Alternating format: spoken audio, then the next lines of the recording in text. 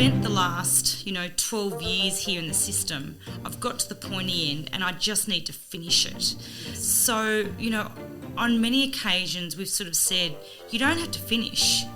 You can stop right now. It's up to you. So really we wanted to put the ball back in her court to say, well, you've chosen this. You want to finish. So whatever it is that you need to do to finish, you do it. I don't care what it looks like, how it happens.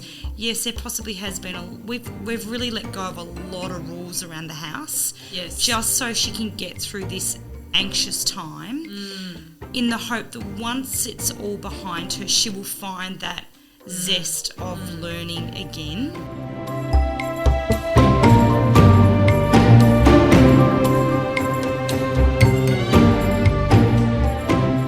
Hello and welcome to another Alchemising Education podcast, spin-off / ugly child of Fark the Shoulds, or as a stepchild. I'm not sure how we actually phrase that, Curious Quinn, but Curious Quinn is here for another conversation on Alchemising Education. Welcome. Thank you. No, it's a great topic of conversation. I love it. Well, I mean, we always have a beautiful conversation, don't we? We do. Yeah. And we were really aware that we were big fans of talking over each other and a lot of ahas last time. So I just want our beautiful Quanta folks out there to know that we are spirit fingering. That sounds so dirty. Me, miss. My turn, please, miss. If only you could see my fingers. Well, I always think of Bring It On when I hear of spirit fingers, and that's quite a funny reference. But we're gonna do some conscious listening as we do in our women's circles. If people are part of those sort of beautiful gatherings of really holding space and listening, so. But the mhms and the ahas, I mean, that's all about cheerleading one another too. So, aha. So today, Curious Quinn, we have come out of the gates, episode 2, and we are responding to one of the beautiful Quanta folk community who had such a reasonable question about learning traumas. So we are titling this podcast Healing the Hurts, I think. Does that feel nice to you? Perfect wording. Perfect. Healing the hurts. And I think that sometimes with the hurts, we can get a little bit too caught up in, like, what are the actual hurts? How is that feeling for the child, and getting too caught up in the detail of it. But it's about the experience of the child and the magnification of what that hurt feels like for them internally. And would you agree that most of the time, even if it's a fairly big hurt, if they can move it out of their body, then it doesn't stay with them in the same way? Absolutely. Yeah. And so by the same token, if we have these small hurts that just never get heard and have a cumulative effect within the body, what does that do for the child? I think it creates a pattern of dis-ease. And we know obviously a lot of disease is caused by dis-ease. Yeah, a lot of stress, right? So when we mentioned learning traumas in our Virgin podcast, we were really referring to, I guess, those experiences that kids have through the learning process or through the paradigm of education in that situation. And those hurts that are unanswered. And I'm not suggesting we pander to every child and every whim, because that would be a case for, clinical psychosis. Would you agree? Yeah. Totally. So when you talk about the learning traumas, and obviously I mention that because I, had that experience with the kids when they came out of school. It still took a while, but once they got out of school, they almost had a spaciousness to explain what had been happening to me. Can you tell me a bit about your experience with that?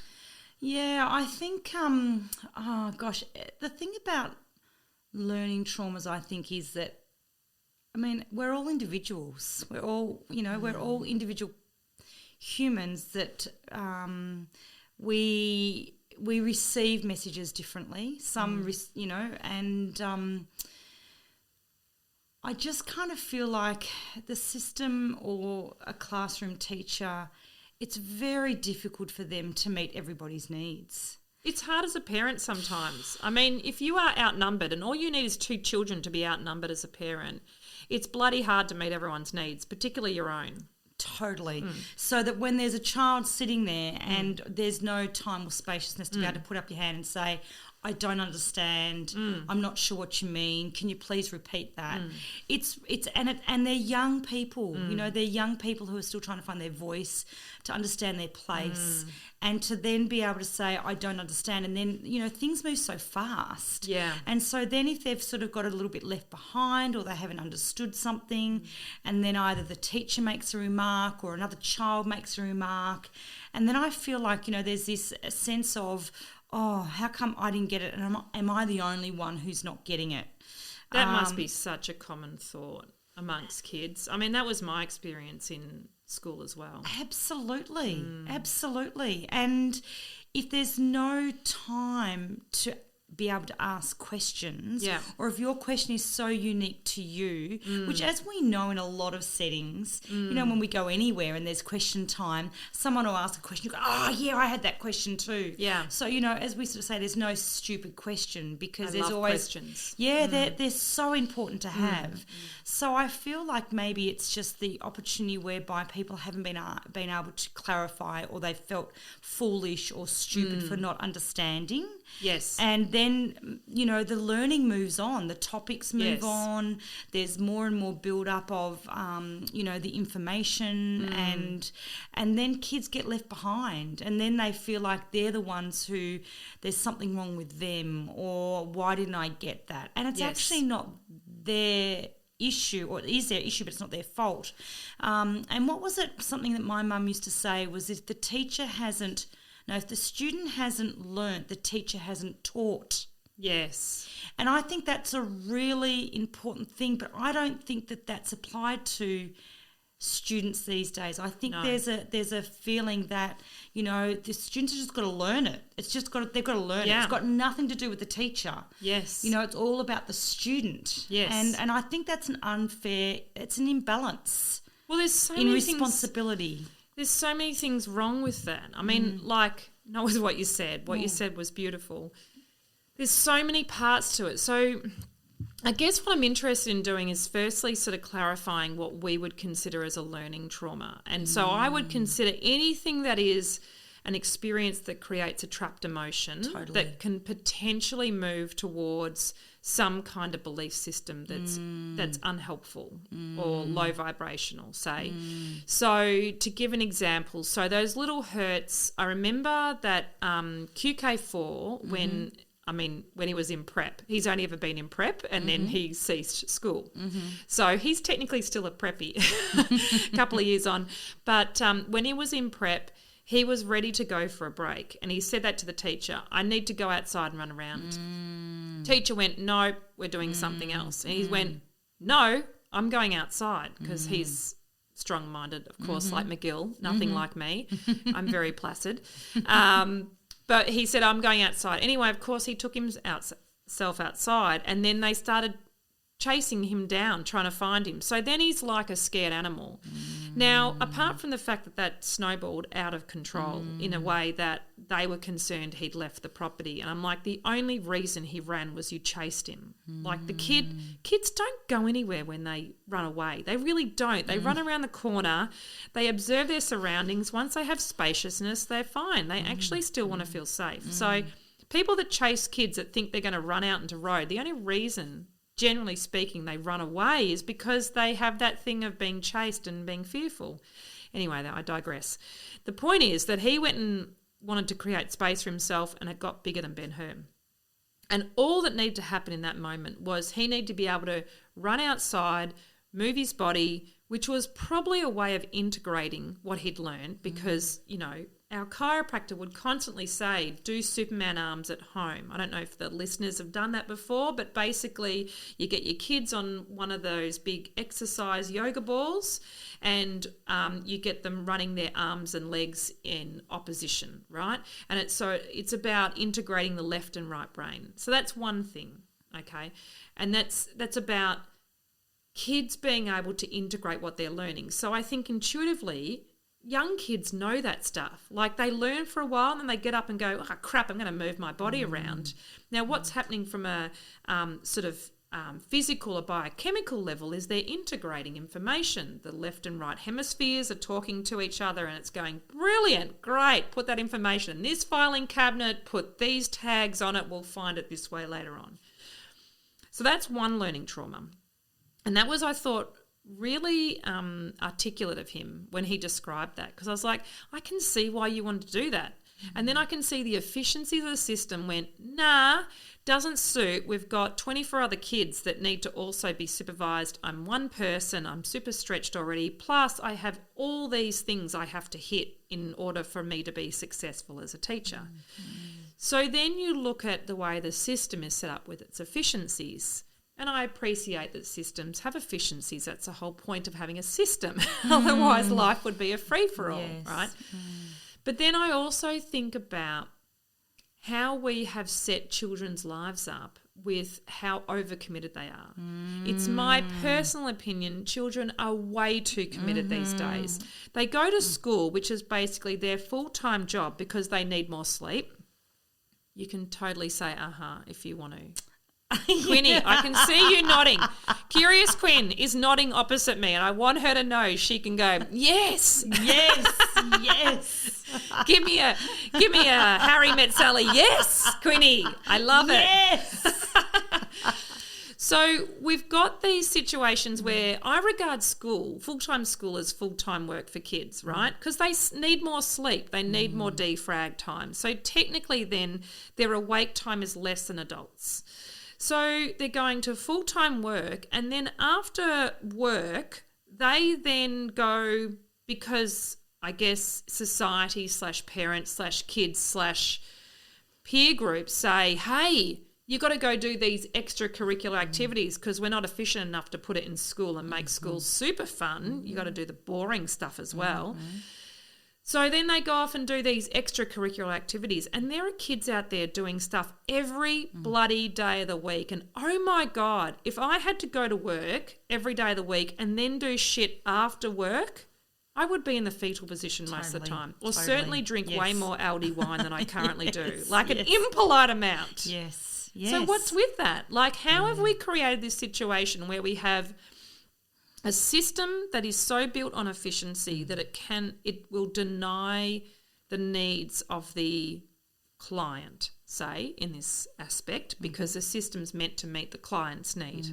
We know, obviously, because we're tinfoil hat wearers, that children are not the clients in this model. But anyway, let's pretend they are. So you've got a system that's not built for client needs, so it's not user-based, it's not UX. Then you've got this society that supports this over-scheduling of children in the false belief system that this is how we provide them with the most extraordinary opportunities, where you get them doing karate on a Monday, dance on a Tuesday, drama on a Wednesday, cooking on a Thursday, and bloody art on a Friday. Yes. And then maybe something on the weekend as well. Like when is their defrag time? There isn't. There really isn't. And I think it's just that we just have this expectation that our kids need to learn everything now. Yes. That they have to have all these experiences now. Yes. And that they can't have it in 10 years' time or in 20 years' time. I feel like because there is a smorgasbord of opportunities, there's then this competitiveness, or there's this keeping up with the Joneses to try and make sure that, you know, my child's doing this. And there's also the parents who are talking about it. And so then there's this comparison of, oh my gosh, they're doing this and they're doing that. And is my child going to miss out if they don't do this? Are they going to get left behind? Yes. Is there something wrong with my child? Yes. So all of these opportunities that have been put onto this smorgasbord, suddenly there's this overwhelm that we need to be giving this to our children while they're young to help them discover what their skill set is, or what their capabilities are, or where their geniuses lie. And I think that's where the overwhelm comes in as well, because, you know, a lot of kids nowadays who are facing overwhelm, anxiety, maybe leading into sort of depression and other illnesses is as a result of this complete overwhelm of the expectation that's placed upon them, as you said, through school. Yes. And I think about the preppies, and the preppies when they first start school, they have 2 days and then a day off in the middle of the week, and then they have 2 days. And I used to think that was perfect. And then they suddenly, by the end of the term or whenever it is, they decide that they have to go 3 days. So they recognise that it's a big ask. Yes. But why don't they do that the entire year? Yes. There's just this, as we know, these children are so heavily scheduled and have so much structure in their life that they then don't know how to exist without that structure in their life. Yes. So what we're creating is these children who are, I don't know, maybe just really good at following rules and following structure and following systems and doing what they're told and living up to the expectations of those beyond their own, self. Yes. Awareness. Left wanting all the time. Never sated. Wanting, yes, all the time, and always feeling like they have to strive for more, Correct. Like, when they're in primary school or when they're at kindergarten, we're preparing them for primary school. Then when they're in primary school, we're preparing them for high school. Then when they're in high school, we're preparing them for university. And you're kind of going, at what point do they get to discover in their own time what they love to do? There's no flexibility there. There's no time for curiosity. There's no time for creativity. As we know, boredom is one of the greatest lessons in life. Being bored. I mean, you've seen it with the kids. Yes. When they go through the transition of being in school to going out of school and there's that unschooling process, they get bored and then they go, oh, I might go and read a book on that now, or I might go and try and discover how do I make that out of the sticks in the garden, or they then start to follow their own intuitive desires rather than this programmed process that's out there for them, and all the extracurricular activities, as you know, that are on a smorgasbord for them, and the parents go, oh, well, all the other kids are doing that, and if they're not doing, if mine aren't doing that, am I a bad parent, or am I not giving them the opportunities like everybody else, or are they going to get left behind? Oh, isn't are that they going to just get the left Achilles behind? heel? Yeah, I think that's something that I have so comprehensively embraced with Farking as a Should. You have. That idea of being left behind. Absolutely. Because one of the things that I became acutely aware of, and it really ties into the learning traumas, is that Kid 1, we pushed on the reading thing, like big time. And that would probably strike you as amusing now, because that kid can't go down to the shops without some bloody thick 2-inch book with the tiniest writing that I would definitely need glasses for, even though my vision is perfect, as we've discussed. So the whole thing is that this kid we pushed, and this is the learning traumas I'm talking about, because we delayed his joy of reading by pushing that. We pushed it in prep, we pushed it in grade 1, we pushed it in grade 2, and at some point, McGill is an ex-teacher. I don't know if many people know that about him. But he's an ex-teacher, which makes him not a great co-parent in this sense, because he'd go after work and then he'd come home and be going, Jodi, you should be... And I'm like, well, I didn't have a language around shoulds back then, but I tell you, I did subconsciously... Tell him what you thought. Oh, yeah, you can imagine. I'd be like, pour me a wine, dear. This is not going to go well for you otherwise. But it was that thing of, you've got to be doing this with him. And I'm like, I'm not doing it with him. We just bloody fight all the time. And at that stage, QK1 in grade 1, we had 3 kids at that stage. And, QK3 was little. And I'm just, you're bloody busy. You're so busy at that time. I'm just like, it cannot be worth it. There's something wrong with this equation. And so I was happy to regard myself as a parent fail in those situations, because I just said to McGill, bugger it. I'm not doing it. You work full time. You can complain as much as you want, but I'm not doing it. It sucks he hates it, I hate it, and there's other kids. And it's too much. So I was happy just to go, look, I just suck at this parenting thing, so let's just hope that they get a nice jail cell when they end up there, right? Because it's all about being outrageous. Anyway, of course, zoom forward a few years, and that genius was genius. It was a genius moment of pulling back and going, I'm not doing that shit anymore. I'm not forcing it. I'm not forcing the words, the 100 words or whatever they do. All those things are golden words, red words, green words, blue words, blah, blah, blah, blah, blah. All the words. I'm pulling back from that and I'm not doing any of that. Just let the whole thing go.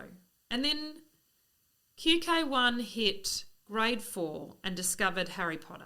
And he just went, I'll just read that. So from reading nothing where the teachers were going, oh my gosh, we're getting a bit stressed about this. Let's do speech pathology. We're doing speech pathology, which again is another learning trauma because they get pulled out of class. It's so public. And I'm like, God, it really is a baptism of fire being a kid. It really, there's so many parts to it where you go, this sucks, man. This is really quite stressful for the child.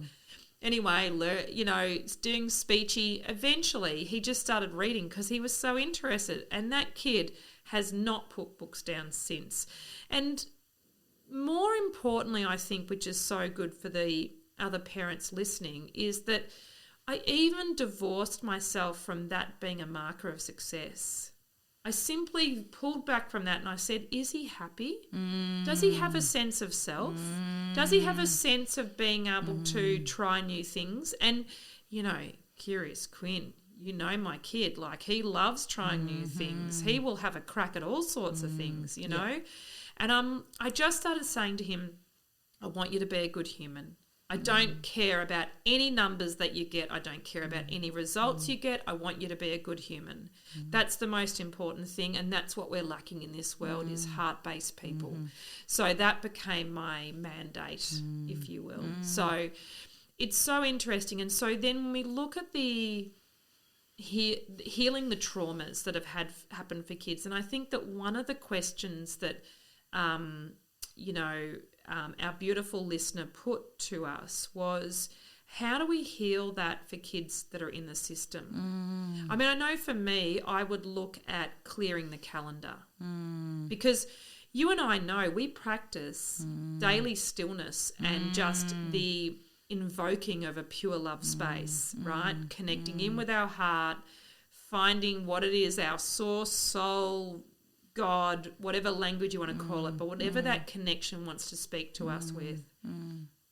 We are whole, we are pure, and we start instilling that with our kids, don't we? We talk to them about that. We say, what does your body want? What do you want? What's your highest good want? And we come from that framework. That's a language we use with our kids now, don't we? Yep, so absolutely. So then with kids that are in school, when we acknowledge the fact that I think we have a slightly below par system in the education system. So. Yes, it feels that way anyway, as recovering addicts would say. Then how do we hold space for kids? And I think one of the things we can do is clear their calendar of anything that does not light them up. So you basically fuck all the shoulds that are in their calendar. What other things would you do? I think you have to also become clear as parents as to, what's important to you for your children's future. Yeah. Like, what is it that you want your kids to have and take with them? And it's certainly not, for me, around looking at, are they good in the traditional sense of maths, science, English, whatever. It's like, what is it that's going to make them that good human? What is it that's going to give them that real zest for life post the education system? And what's going to help them integrate in with other people and integrate with their community, and is going to give them experiences that are going to make them feel confident about who they are. And I don't think that just focusing on topics within a classroom setting being, the traditional ones, is those things. So I think you need to get really clear as parents as to what are the skills and the abilities you want your kids to have for the future? Yeah. And I think you hold a really unique position because you have, as you said in our last Alchemising Education episode, which was also the first one. Yes. Makes it sound really old otherwise. You have one foot in the camp and one foot outside the camp. Yes. And so there's certainly a spaciousness with helping heal those traumas and re-establishing a trust and love of learning. The trust has to come first, and then the love does, doesn't it? Yeah, well, yes, it does. And I think it's about, if I think about the one that's really struggling with learning, and even though, so my daughter loved learning and loved school, but now at the end of that love of learning has been lost because the topics don't interest her, and the pressure of having to get certain grades and certain results and be like everybody else and be at the top of the class or wherever she wanted to be has squashed that love of learning. And the topics, just like the books, I remember she still hasn't read one of the English books that she's meant to have read. Now what are we in September? Coming into exam time, term 4. And still has not read the book. And she basically said, it doesn't interest me. I'm not interested in that book. Why would I read it? Yes. And you think, okay, so first of all, they choose the books for them, so the kids don't even get a choice in what they're reading. Yes. Whereas if we're outside of the system and we can get them to choose whatever they like your children are able to just pick up any book that they like, then they're passionate about it, and then they love it, and then they ask questions or they want to do more. Whereas it's a fascinating thing because the homogeny of choosing the one text, I assume, is to create a level playing field by which to assess the interpretation of it. But if you think about what happens when you're not interested in stuff, your interpretation totally gets changed. Totally. The relationship has changed. And you don't show your ability. So, for example, Correct.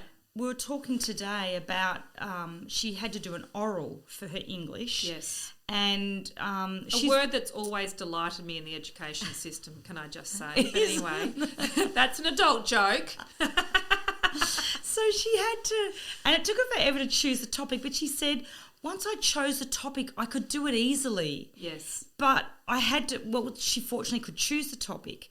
But in all of the other assessments, now English obviously is often assessed in a written form. Yes. Because you have to read the book and then you have to do an assessment of it and then maybe compare that book to another book and all the characters and all the rest. But in talking to her teacher, she's got all the knowledge in there to show what she's capable of. Yes.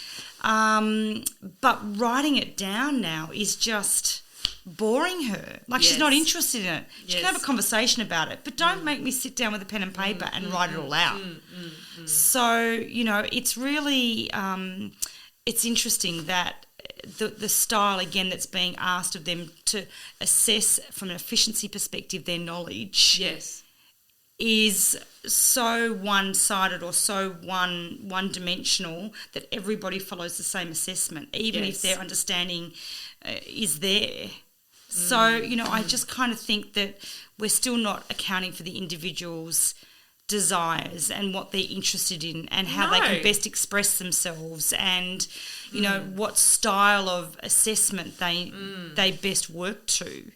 So, and I think that's a very healthy assessment of what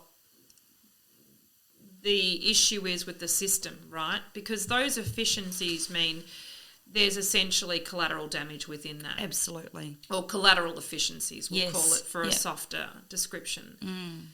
So, or collateral impact. I don't know, something. My point is, what are the strategies you've found and they can be imperfect, but what are the strategies you have employed as you've muddled your way so gracefully through this experience. I know it doesn't always feel graceful, Quinn, but I think that you are extraordinarily graceful, and that's the experience of being the observer within your experience. What are the things that you've done? I mean, I see that you've acquiesced a lot of things. Like sometimes what happens is parents think that kids need to be shown discipline at home as well. Discipline in the punishment sense, not in the to educate sense, which is what discipline means. Discipline is to be a disciple of, correct? So it is to learn. But what we think now is it's been completely bastardised as a vernacular within society, that it's all about having basically the big stick and you conform. You know, you force children to do what you want them to do, whether that's homework, jobs, extracurricular activities they really don't want to do, like any of that stuff, basically. All the shit that kids are kind of pushing back against. Sometimes they're pushing back for healthy boundaries because they want to know where the edges are, and that creates safety for them. They're like, oh, cool, I'm a bit older, I can push out my bedtime, say. And some they completely disagree. So this consensual relationship is being completely eroded, thus eroding your relationship with them temporarily. So what I've seen you do with an incredible amount of grace is show compassion with some of the responsibilities that happen at home that other families would go, no, you're doing that. I don't care whether you like it or not, you're doing it. Because you can see that essentially she's at capacity and she needs, because the school can only give so much. I mean, you've proven that you can bend the school pretty well, haven't you? I mean, I think you could write a whole book on how bendy schools can be. They look rigid, but, you know, you can bend them a lot more than what you think. It's really surprising how far you can bend them. I think we've let go of any expectation around where she finishes, what she does. You know, we really we don't mind where she gets to or what it looks like at the end of it, because she has gone through a real trauma in learning. Yes. And as a result, the overwhelm has created so much pressure and anxiety over results. And school ultimately is all about a result, and it's a moment in time, but her love of learning must be restored. And I think that that's what you've turned your attention to. And I think that it could really give a lot of confidence to parents out there, particularly parents of children in the school system who look for external sources to moderate or control their child's behaviour instead of really looking at the child and titrating life to work for them. And I think that's what you guys have done in such a beautiful way. It's just, it's so breathtaking, the capacity that's been shown, but it's also really encouraging, because for parents like me who really have got an easier pathway by pulling the kids out of school, there's no pushing against a situation where they don't want to be there. Well, it's been interesting because she definitely wanted to continue with school even though it was causing her enormous anxiety. Yes. And even though she was disengaged, for her it is about, I've spent the last, 12 years here in the system. I've got to the pointy end and I just need to finish it. Yes. So, on many occasions we've sort of said, you don't have to finish. You can stop right now. It's up to you. So really we wanted to put the ball back in her court to say, well, you've chosen this. You want to finish. So whatever it is that you need to do to finish, you do it. I don't care what it looks like, how it happens. Yes, there possibly has been we've really let go of a lot of rules around the house. Yes. Just so she can get through this anxious time, in the hope that once it's all behind her, she will find that zest of learning again. And we talk about that. And I often say that when you finish this, you'll be able to fly. You won't have that pressure of, I've got to finish school. I've got to pass my VCE, my year 12, like everybody else is doing. So there's always been this comparison piece. Yes. Silently underneath, not verbally sort of spoken about, but there's this, well, everyone else is doing it, so why can't I? And, we did try to give her great permission to just pull out. Yes. And say, it's not worth this. It's Yes. not worth all this pressure and all these horrible feelings that you're encountering. Just, it doesn't matter. You can, for example, university, we've discovered, this is something for the listeners to think about. We have discovered that if you want to go to university, you can get there without getting year 12. This is the most remarkable thing because there are so many different avenues to get into university. You do not need year 12 to get in there. Most people do not realise that. No, I didn't know that. Exactly. So when we started to look at, well, how important is it that she finish? Yes. Because her dream was to go on to university. We looked at all the different ways that she could do it. And a very simple way was that all she had to do was go to, say, TAFE and do a Cert 4 in exercise. It's probably not the exact right word, but a Cert 4 in exercise. Basically a pathway. And then she can get into university. For 12 months only after your VCE is these ATAR scores that they all talk about. They're relevant only for 12 months. Yes. After that, your ATAR score is no longer applicable. Yep. So we put these children under enormous pressure to go through, and all they talk about in the high school years is your ATAR and getting the results and, getting the best results that you can so you can get the best ATAR and then choose the university of choice. But most kids don't even know what they want to do. My son used to say... it's not natural to want to know what you want to do. Exactly, but he used to say, I want to be a physio because he just sort of thought that seemed like a good idea. Yeah. If I asked him now, he was saying that 12 months ago, and if we'd encouraged him, he probably would have followed that path into being a physio.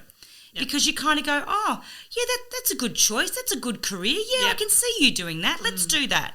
And so then you encourage them to go ahead and do it. That's right. But we realise through investigating is that you don't have to have year 12.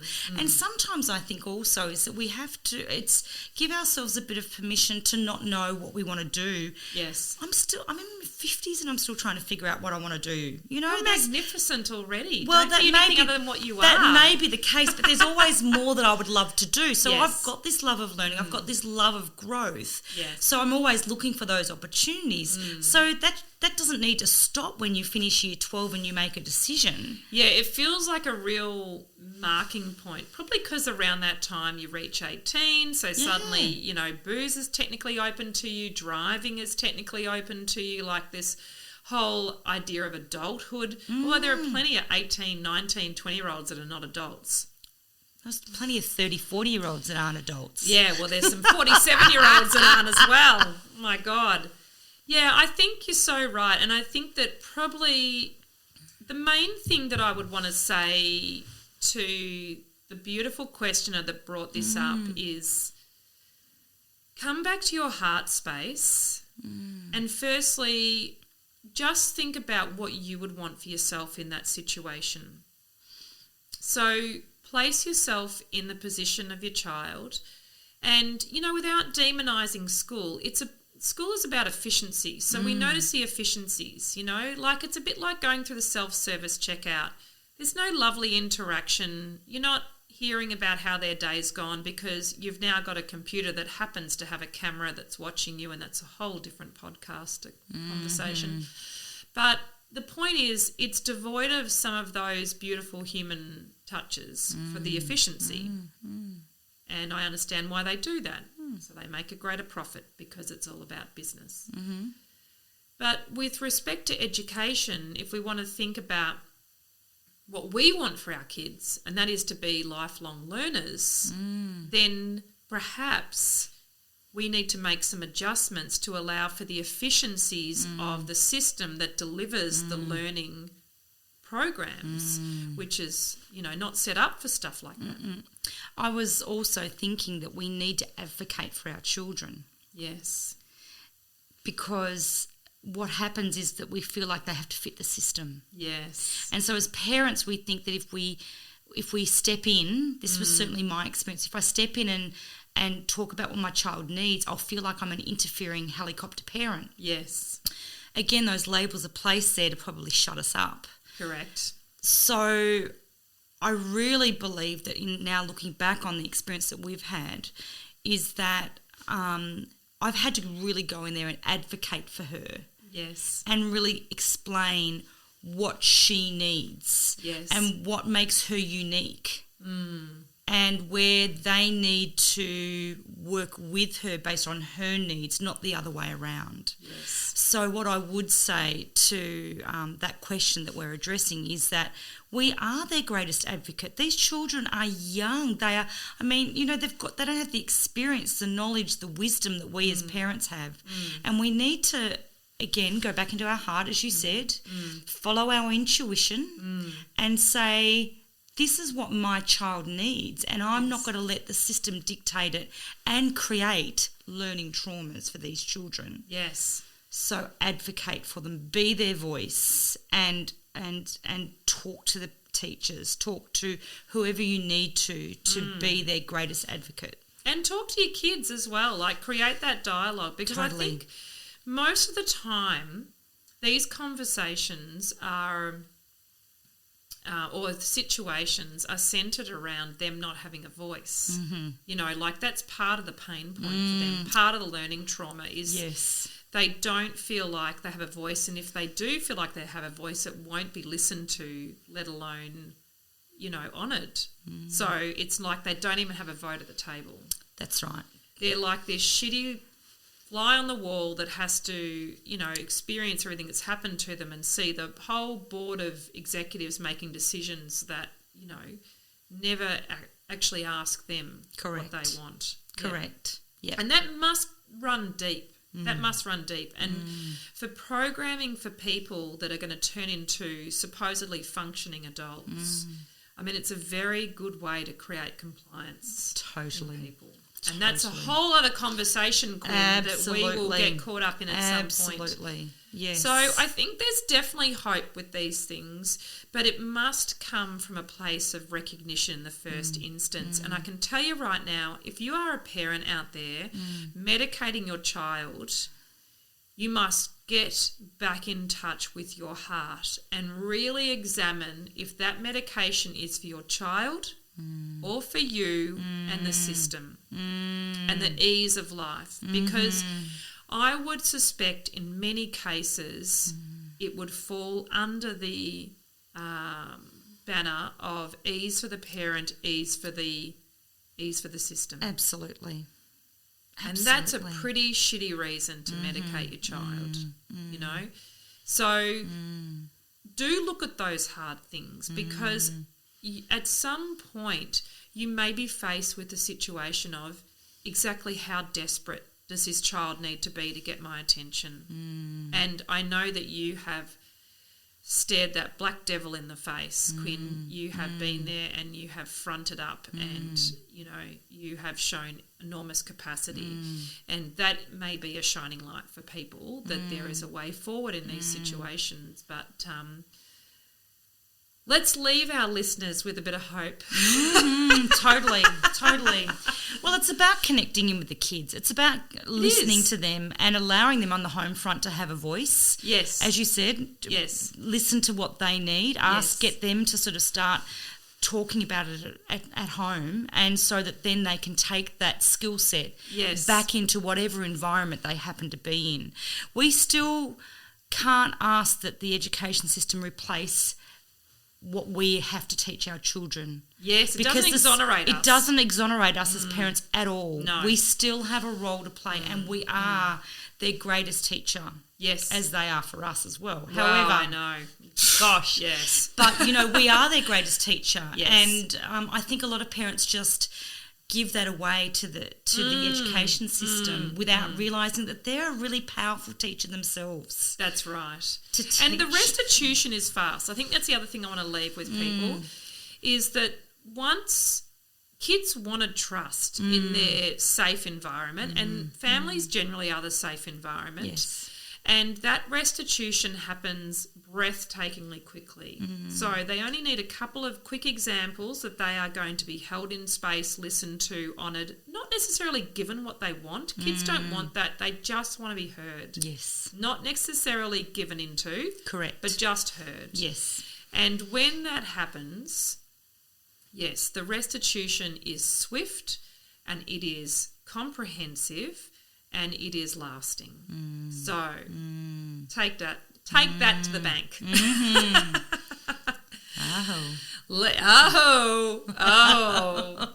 Let's continue this conversation another time. Absolutely. Quinn, as always, Thank you, a delight QuantiMama. delight to talk to you, curious one.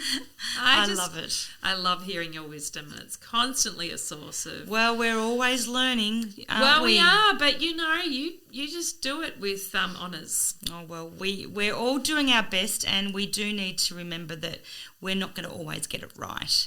But so long as we're doing it with love and not fear, yes, then we can't ever go wrong. Yes, and right doesn't mean wrong anyway. No, I mean 50% is a pass. Yes, yes, yes. Go for a pass. Yes, go for a pass. Be well, Quanta folks. Until next time.